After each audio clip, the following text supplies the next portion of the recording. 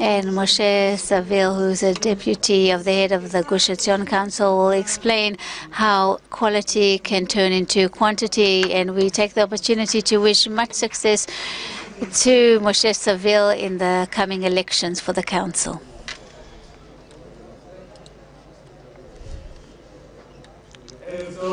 Good evening.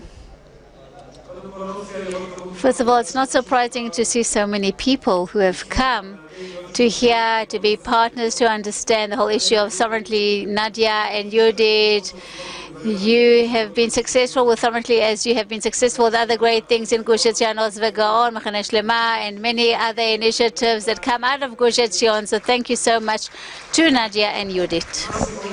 And what's happening in Judea and Samaria and what's happening in Gush Etzion in their merit. Distinguished guests, if I may, let me take a number of minutes to explain using three different perspectives why we need sovereignty now in all parts of Judea and Samaria. So a number of examples from the field and how we see matters as local councils, from the perspective of the resident, from the perspective of the State of Israel, and from the perspective of the settlement movement. As you said, for about 2 months now, I'm the deputy of the head of the council, but for 5 years I've been the deputy, and again in a few days I'm running for head of council. There will be elections soon, but in the past 5 years I had the merit to get to know the residents, to see their perspective and vis-a-vis the civil administrations and the various bodies, and to see how many difficulties they have to come across to open a business, to manage a business, to live their daily lives. Our residents do vote for the Knesset, but they are not fortunate enough to receive all the rights enjoyed by all the citizens of the state. They're not fortunate enough to be able to enjoy all the rights that are out there. And in the framework of these coming elections, let me just say that I do go to parlor meetings, and I do say to people that they must remember at the end of the day that when people go out and vote, there is somebody above me that is my sovereign. The head commander is above me, and in the head of a democracy, the head of the council usually manages the system. But here we have something else. There are different, the various work laws that protect employees. They are not imposed in Judea and Samaria, and so hundreds of employees in Judea and Samaria are not protected by Israeli work laws. From the perspective of a resident, the system is chaotic. It doesn't protect the citizen at all, imposes various obligations, but does not give protection as it does to other citizens in the State of Israel. We all know the law of the new package laws, but again, to simply approve a daycare center in Judea and Samaria, it is usually runs across so many obstacles. When Herzl wrote his book, he wrote the following as well: we will try that there be one constitution for all, one for all. The laws must be new and modern, and we must choose the very best, the rectified. Our system has to be exemplary, one of justice and law, and it must be suitable to our modern situation. Herzl described a situation in which Jews come from all over the world, come to the State of Israel, and set one set of rules. They all bring their customs, their laws from the different countries, but there will be one system that will be suitable for all. And 200 years after Herzl wrote these words, we can say that as far as this is concerned, we have failed. The State of Israel relates to different citizens differently. There are different assumptions, different ways, different attitudes, even ignores the Declaration of Independence that the state will have equal civil rights to all its citizens with no difference of origin, religion, gender. There is no equality of rights. There are first-grade citizens, there are second-grade citizens, there's first-grade legal system, and unfortunately there's a second-grade law system. About 20 years ago, Minister of Defense Arik Sharon Ben-Gurion understood that it is not the role of the army to manage civil life, and that is why he established the civil administration. 20 years have elapsed since then, but again, this solution does not work, and that's an understatement. It does not work. The state comptroller checked this out a few years ago, and he said as follows: we are talking about a failed system, and all the ministers that are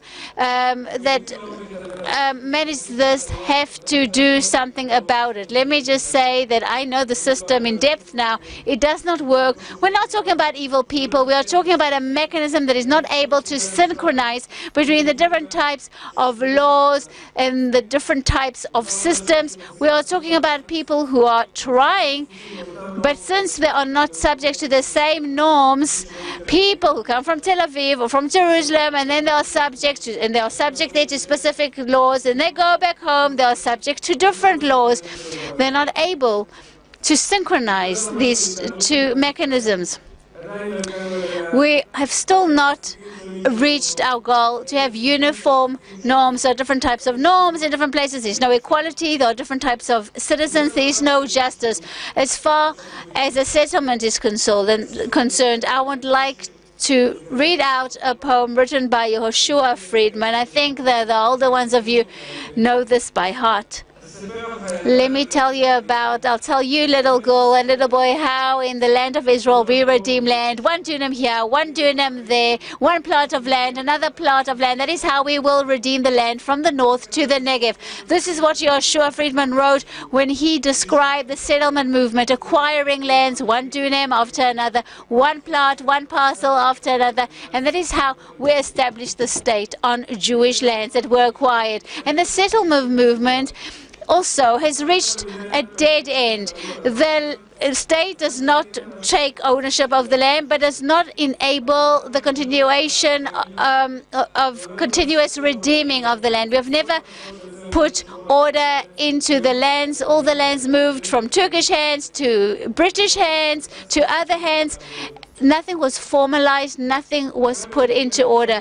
And even in such cases when it was very clear that the state of Israel bought the land, see Kfar Etzion, for example, we have no doubt about Gush Etzion. It was Jewish lands. The JNF bought lands. There is no doubt that these lands belong to Jews.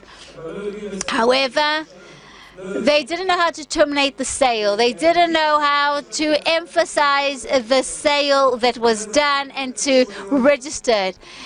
And the state, because the entire process and the entire registration of the territories is confidential. It is not open to the public, including a Palestinian who sold land to a Jew. That is even more complicated, and it is not open, and that is why European bodies and all sorts of radical left organizations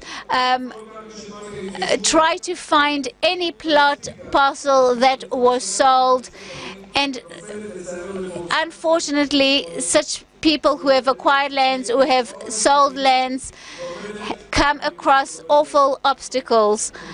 From the perspective of the settlement movement, there is simply chaos out there, and all kinds of bodies exploit the situation. There is no tools for proper sales. There's no tools to prove that a valid sale has taken place, and we need something to fill that void. These 3 points have led us to some insights. There is no equality. There is no justice. We need sovereignty now.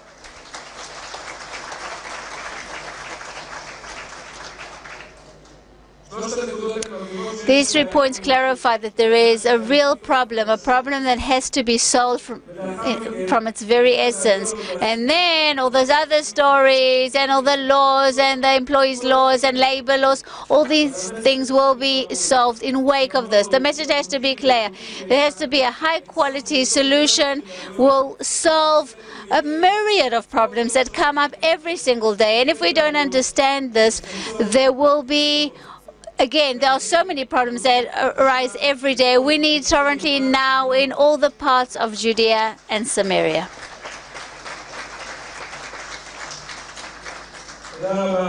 Thank you so much. I would just like to convey a clear message to the Prime Minister that sovereignty has to be applied now. We have nothing to fear. Please continue conveying this message. Let us continue to do good, and together we will apply sovereignty in Judea and Samaria.